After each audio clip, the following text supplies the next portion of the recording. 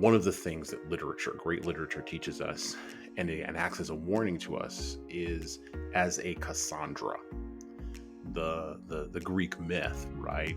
The prophetess who said things and then no one listened. We can listen to the Cassandras and then we can take from them and we can say, okay, I don't want to go down that road, because we still have free will. Despite what the technologists would tell us, we still have free will and we still have choice. At the end of the day, you can still decide to hug a child rather than to hit it. You can choose to help your neighbor and build a community with them rather than ignore them. That is your choice. Bill Gates isn't mediating that. Jeff Bezos isn't mediating that. Elon Musk isn't mediating that. You're doing that. You're in charge. And our classics teach us that. Hello and welcome to the Leadership Launchpad, where we help technical managers improve themselves, their teams, and their organizations. On this show, I talk with industry leaders, coaches, authors, and experts to help give you actionable insights to improve your own performance and the performance of those around you. Our guest today is Jesan Sorrells. Jesan is a leadership consultant and coach at his firm, Leadership Toolbox. He is the host of the Leadership Lessons from the Great Books podcast. I first met Jesan several months ago, and I was really captivated by these really long form, deep dive discussions that he has about classic literature and taking lessons from those books and applying them to today. In this discussion, we touch on where the concepts of leadership originally came from in literature, why so many of the challenges you face as a leader are features of the human condition, not bugs, and what you can learn about networking by reading War and Peace. It's a really fun discussion. We touch on a lot of topics, so I really hope you enjoy it. But before we get into that discussion, I do want to remind you to make sure you are subscribed to this podcast if this is your first time listening to the show. And if you're already subscribed, then I would ask that you share this show with at least one other person, because that, after all, is how we grow. I can't tell you how much it means to me. So with that, let's get into the discussion with Jesan Sorrells. Jesan, welcome to the Leadership Launchpad. How are you doing today? I'm doing great, Matt. How are you doing? I'm doing excellent. It's been a while since we first chatted. We had Mhm. an excellent conversation after we first got introduced. So I'm really excited to have another one with you. And I want to start with the obvious, because you do a lot of, you have a podcast on, Mhm. lessons from the great books.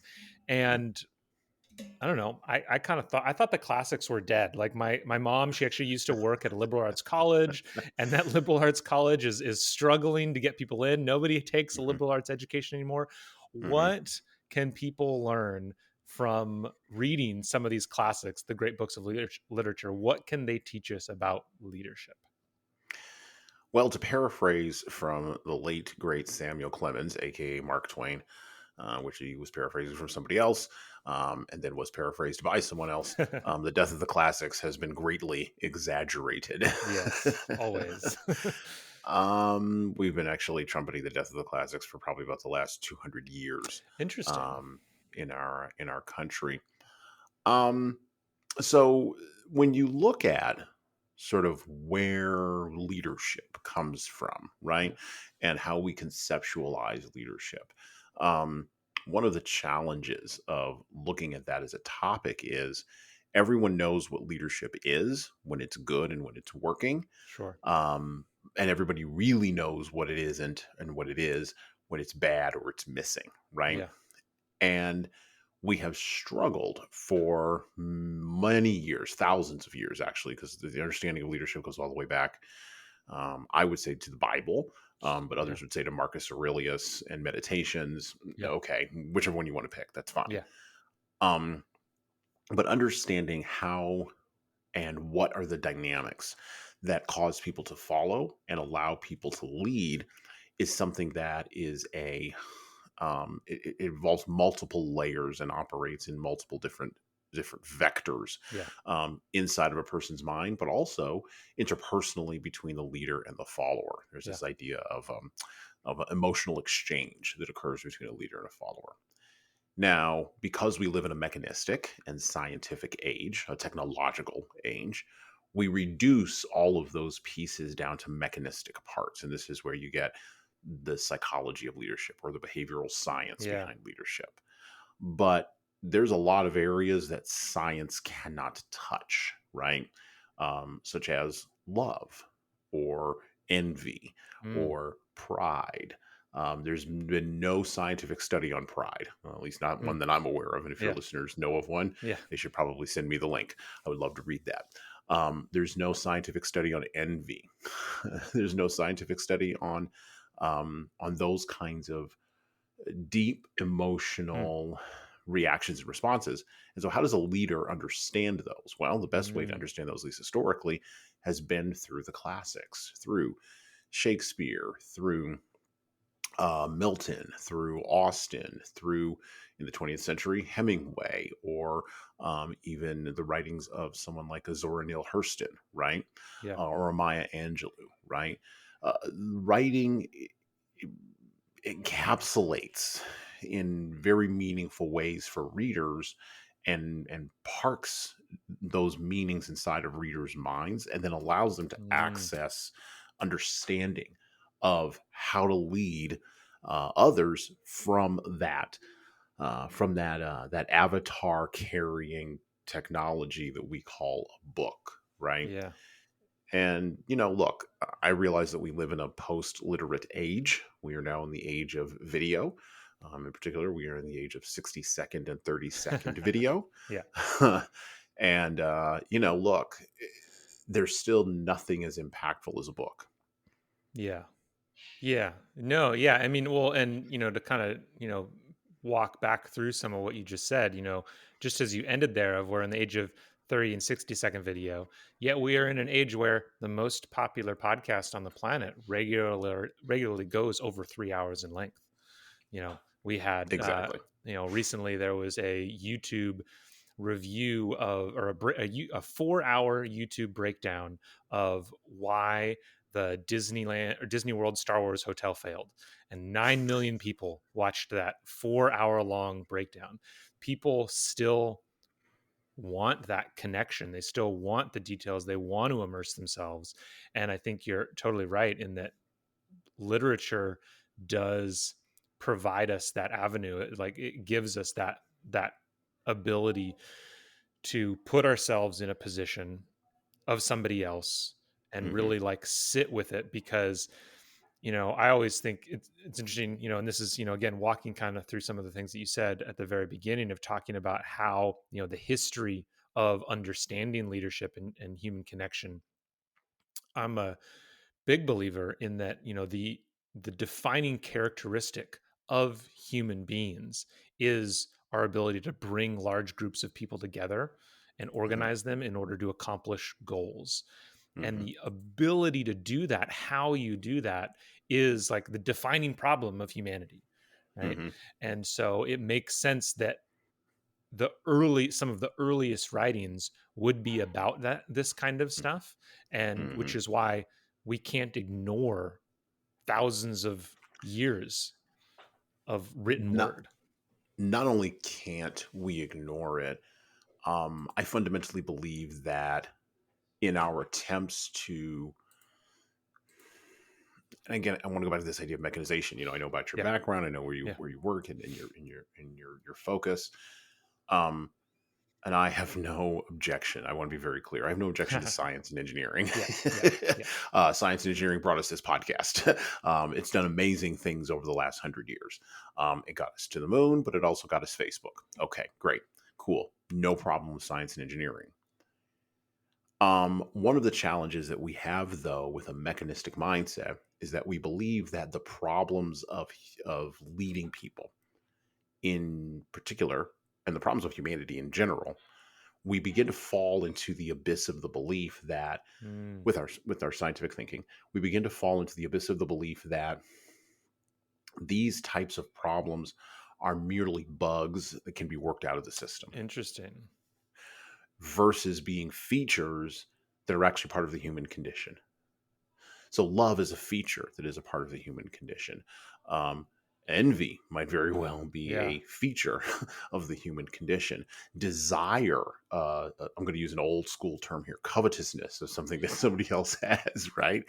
Very old school term from another hoary old book that defies the algorithm, right? Yeah. And these things cannot be, they can be algorithmically manipulated, Yeah. but they cannot be algorithmically eliminated because they are Mm. features of the system, not bugs. And Hmm. this is where you get very smart people like Yuval Noah Harari and others who talk in very messianic terms about the end of human beings. Hmm. Hmm. But the reality is, and I hate to tell folks like that, I hate to be the bearer of bad news, but there is no, at least not utilizing purely mechanistic terms and purely mechanistic systems, we will not evolve past our our features. Yeah.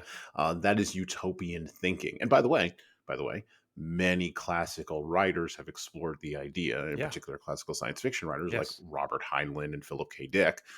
He of uh, the the story that lies underneath Blade Runner.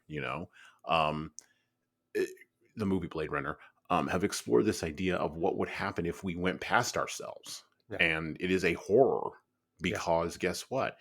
Those things are features, not bugs. Yeah. And so the challenge of leadership, which you said has existed historically and will always exist off into the future, needs to be met by something that has I think stood the test of time, and that is the classics. Yeah. We will still be reading Shakespeare no matter what else happens globally or in the United States politically. We will be reading Shakespeare in 500 years. We will be Yeah. reading The Tempest. We will be reading Yeah. Macbeth. We will be reading Midsummer Night's Dream. We will be Yeah. reading, in order to understand government, we will be reading Richard III. We will be reading Hamlet.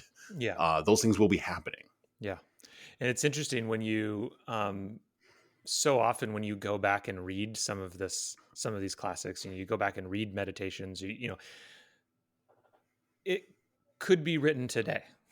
Yeah. It's so incredible just how, as much as we always want to claim that our time is unique and special, the human experience is so transcendent over everything else that has changed over the last thousands of years that Hmm. the when talking about this kind of stuff, somebody speaking 3,000 years ago can be just as relevant as someone speaking 3 minutes ago, because That's right. it's such a true experience.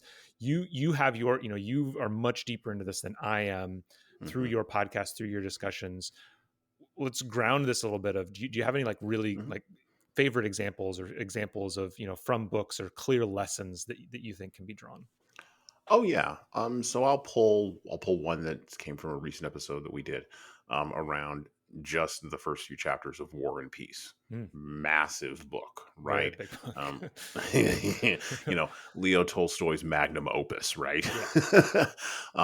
It comes in. I mean, my copy I think came in at something like 1,400 pages with annotations and I mean, it's a beast. Yeah. Um, and just the first chapters of War and Peace are about how, are a case study in how a leader should network. Interesting. Okay.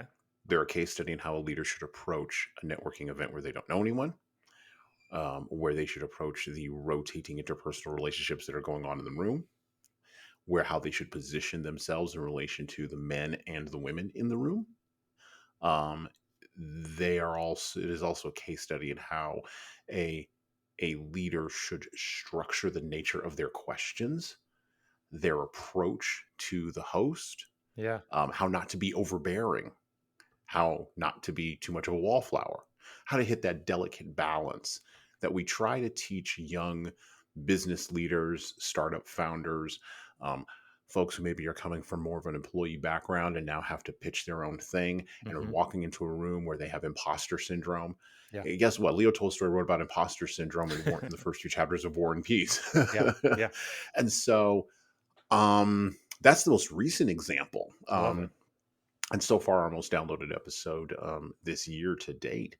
But we've had multiple episodes where we've explored these sort of transcendent ideas. I love how you use that term transcendent. These Yeah. sort of transcendent ideas and brought them down to to Yeah. commonality. Yeah.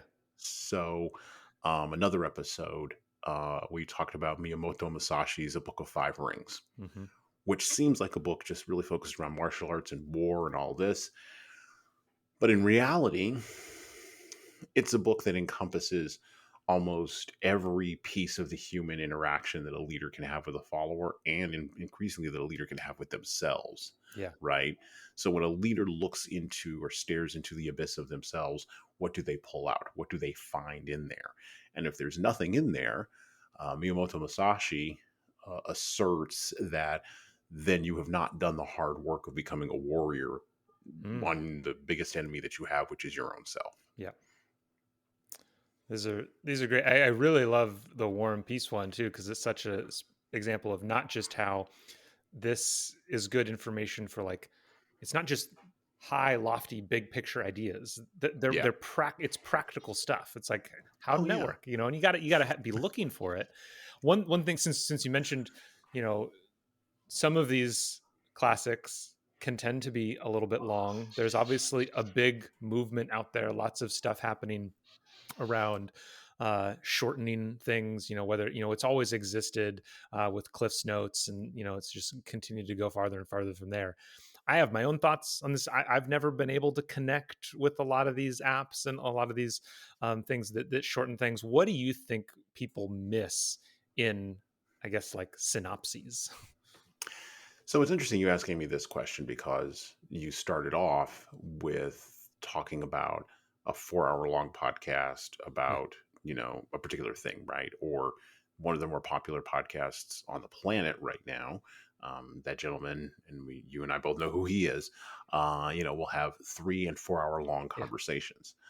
My most downloaded episode in the last 2.5 years that I've been doing this, getting ready to be three, has been a 4 hour long, Yeah. the 4 hour long, you know, Musashi episode, right? So I think that there's two dynamics happening at the same time Okay. because you can't deny the long form, right? Yeah. But you also can't deny the short form, Yeah. right? And so I think the tension and we don't have to talk about this, but the tension in a creator is what kind of audience do you want? Yeah. And what kind of attention span do you want to grow, Yeah. right? And so um I know you said you had your own thoughts, Matt. I have my own thoughts on these shortening apps, like and I won't say any names, but these shortening apps, I've looked at some of them. Some of them are fine. I see what they're doing. The purpose of the system is to do what it's designed to do, so I Yeah. get it. Yeah. But I personally am mounting a forward attack against all that. I like it. Yeah. Yeah. And I'm not asking anybody else to join me in this war. I Yep. understand there's maybe some other folks who are out there. Um, but I believe in no, I'll frame it this way. I don't believe that any of these kinds of discussions can really be distilled down into even a half hour. I think you have to let them breathe and you have to let Yeah. them explore, right? So I'll use a perfect example.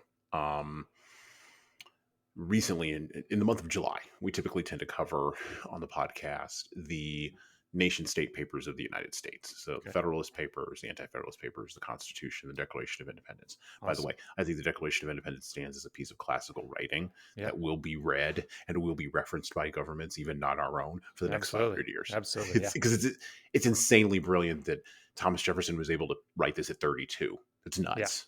Yeah. It's just nuts. He understood something about the human condition that went all up and down the hierarchy, and laid it out very clearly. Now you can talk about the middle parts of it, maybe being a little bit muddy, but the beginning and the end, I mean, boom, he nails it. Yeah. Yeah. That's like Michelangelo carving the Pieta at like 23 or 25 or whenever he did that, or Citizen Kane being made by Orson Welles when he was 26. Like, where does that come from? It's incredible. It's nuts. And so when you look at the nation state papers of the United States, what you see is a couple of different options. You can either ground them in contemporary culture and contemporary things that are happening right now, or you can ground them in the eternal and the transcendent, or you can do both at the same time in a conversation, right? And we've done both. We've both grounded them contemporarily, but we've also tried to make the conversation more transcendent. Hmm. That's the value of having a longer form type of conversation Mm. versus a shorter form kind of one. And by the way, what the internet has shown us in general, what this piece of technology has shown us, is that this will be for some people, Hmm. but then for others, it will not. Yeah. And by the way, that's okay. Yes. 100%. Yeah, I'm a big fan of Seth Godin always talks Hmm. about that, where he's always just That's like, right. look, if you hate it, this wasn't for you. That's fine. Yeah, I think for me personally, I find it really interesting in this space now where, we're building artificial intelligence and all this Hmm. stuff. And I think it's teaching us a lot about how the brain works. And I just always think of the brain as the greatest pattern matching machine that's ever existed. Hmm. And there's something about just sitting in a subject for a long Hmm. time, not having anybody point out the high points, or oh, this is the foot stomp, or this is the key lesson, and just letting it stew in your brain. The biggest leaps I have ever made in my understanding of a subject were when I would take about a month and I would say, okay, I'm going to learn about this one thing, and I would pick three books from three Hmm. different authors about that thing, and I would read them all in rapid succession during that Hmm. month. And then I would also find podcast episodes or interviews with those Hmm. three authors. So it would be like Hmm. for several weeks, my brain is just stewing in this Hmm. one subject. And out the other end of it, just come all of these insights and all of these like amazing things as my brain is just like plugging away at it. It's not a conscious thing, it's a purely unconscious thing. That's where all these connections are being Hmm. made. And yeah, I think that, at least for me, from my perspective, I think you're 100% right. Different audiences, different people, it works in different ways. But for me, I think that kind of getting lost for a little while in the words is where a Hmm. lot of the value comes from to draw those true lessons. It is the difference between a person who is literate and a person who is, and this is not an insult, a person who is illiterate, right? Hmm. And so I don't mean illiterate as in you cannot read the words. Mm. I mean illiterate as in the comprehension of the things underneath, or the patience to attain the comprehension underneath just Yeah. isn't there, or hasn't been Yes. developed, right? It's like a Yes. muscle that Yes. you haven't Yeah. developed. You got to go to the Yeah. gym. Yeah. You got to go do your reps, Yeah. right? Yeah. And I love the people. I do martial arts. I go to the gym. I love the people who say I can't go to the gym before I'm in shape. Yeah. Well, yeah. Well, I see plenty of out of shape people at the gym, and they're doing fine. Yeah. They're in the gym, Yeah. right? So what the internet has done, and what these applications that we built on top of the internet have done for us, is they have allowed us to have the capacity to go into the gym. And again, to bring back Seth Godin for just a moment, when everybody has the opportunity to create, everybody has the opportunity to engage, well, almost everybody will. Yeah. But there will also be, and this is the dark side of this, there will also be a bunch of people who won't Mm. participate.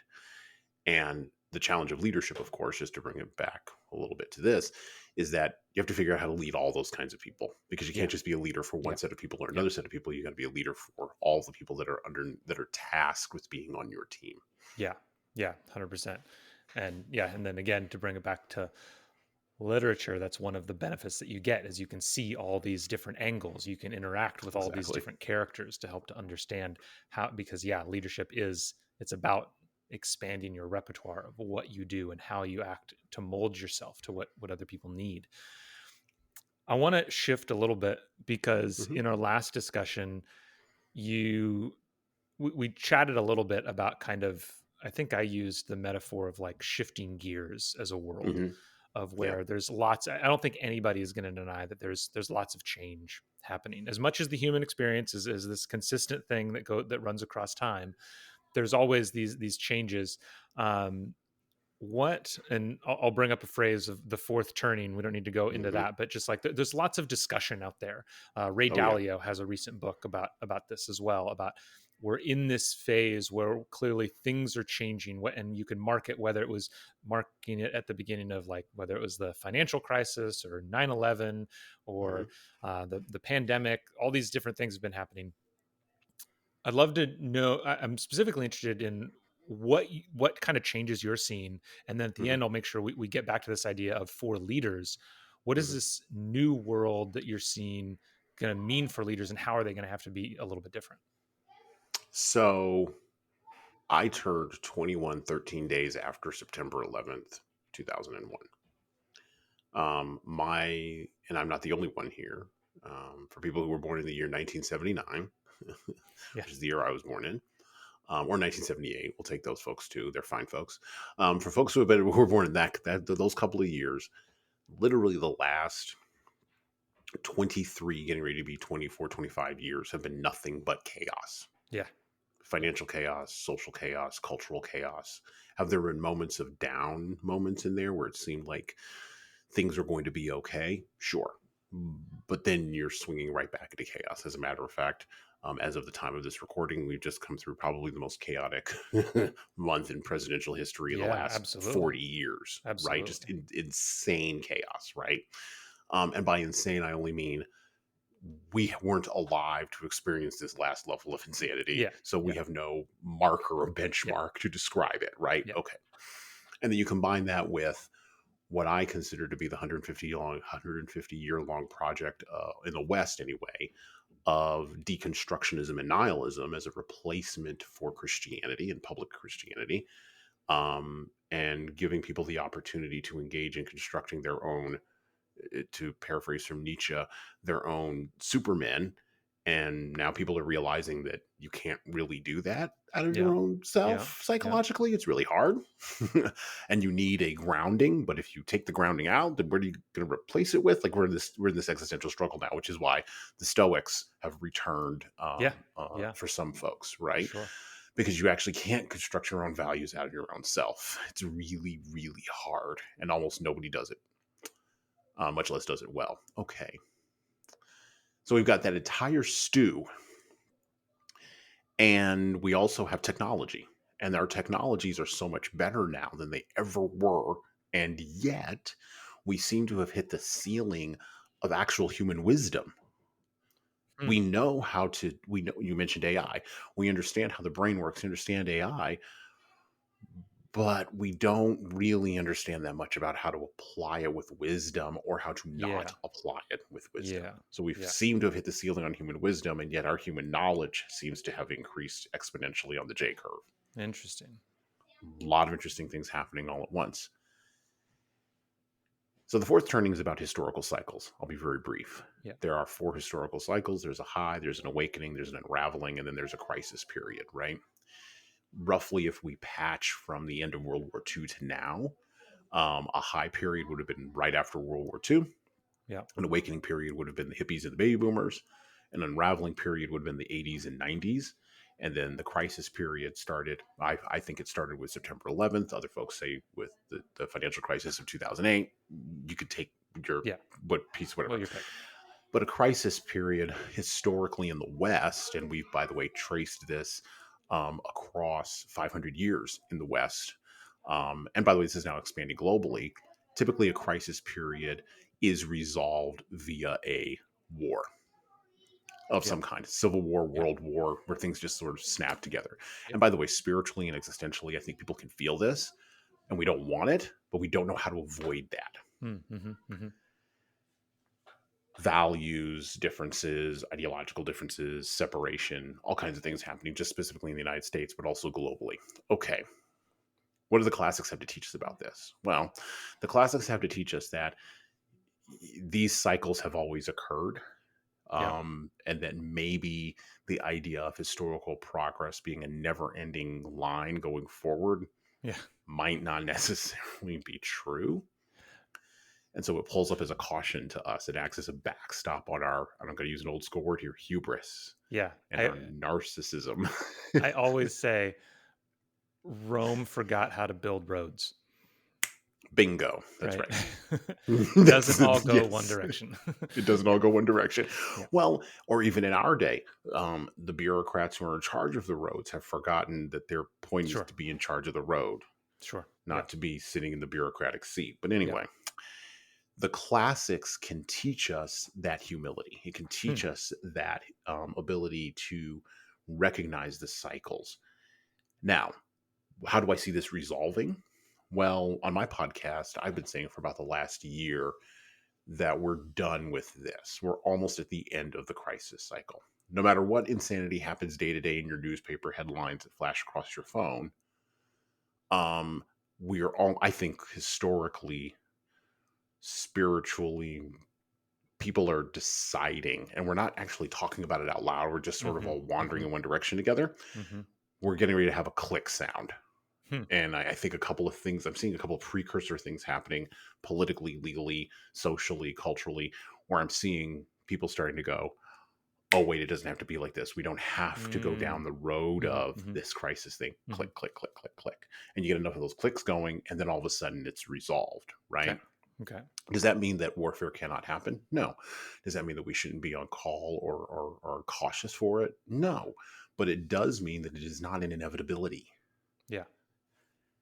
One of the things that literature, great literature, teaches us and acts as a warning to us is as a Cassandra, Yeah. the Greek myth, right? The prophetess who said things and then no one listened.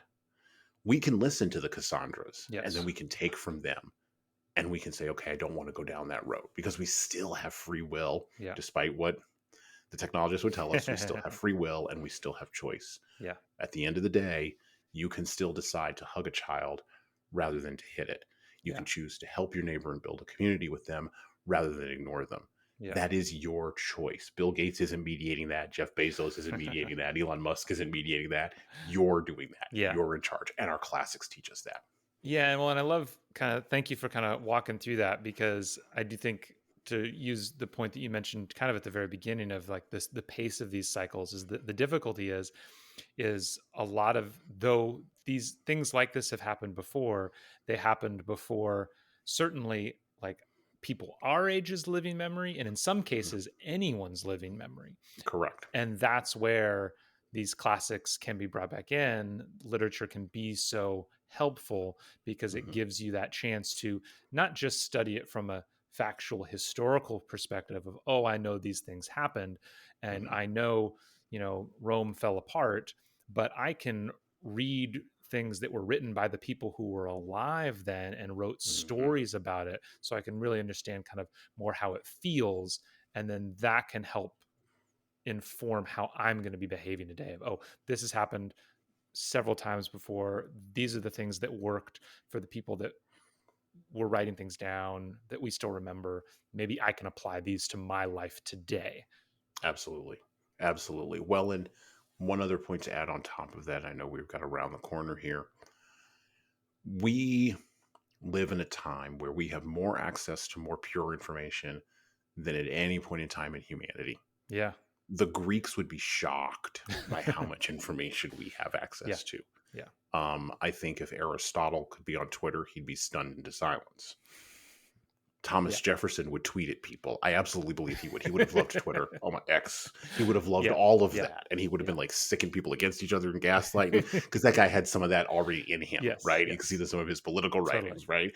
So, you know, the nature of humanity is just expanded and pushed forward by the nature of our technology, right? Yeah.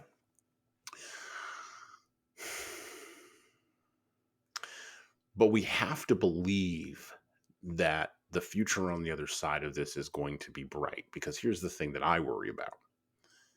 We've had a lot of Cassandras, we've had a lot of doomsayers, we've had a lot of people describing what the crisis points are for the last 25 years in the West.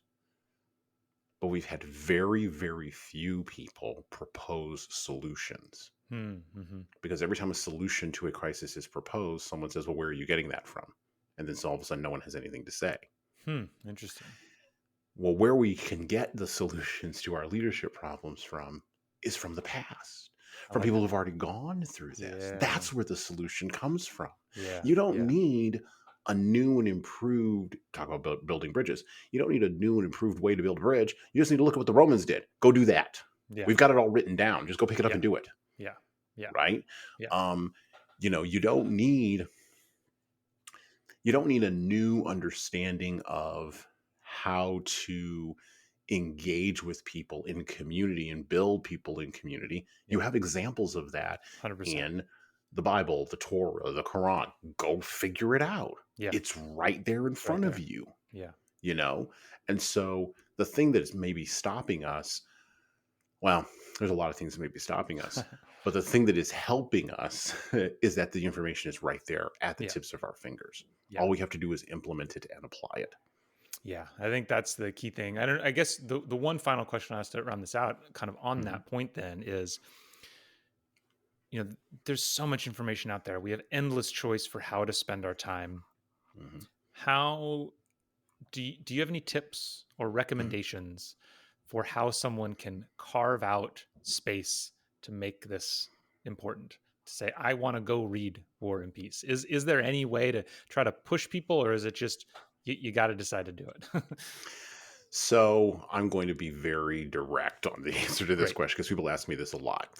I read about 4 to 5 heavy, quote unquote, books a month Okay. in preparation for the next podcast Yeah. episodes that I'm going to be doing. And then I plan to read another 4 or 5 the month after that. We release 4 major episodes a month. So I'm reading probably 50 to 60 heavy books a year.